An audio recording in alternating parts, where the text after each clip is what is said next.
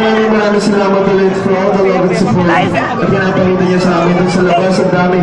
Grabe, hindi ko po makakalimutan ng araw na to dahil po sa inyo. Sinasabi ko, hindi ko difference in your lives, pero hindi lang alam, you guys make a difference sa buhay po namin. That's what keeps us going. Kaya maraming salamat po talaga. Tsaka, may forever lang ako talaga. Sa bago yan po, sa lahat ng mga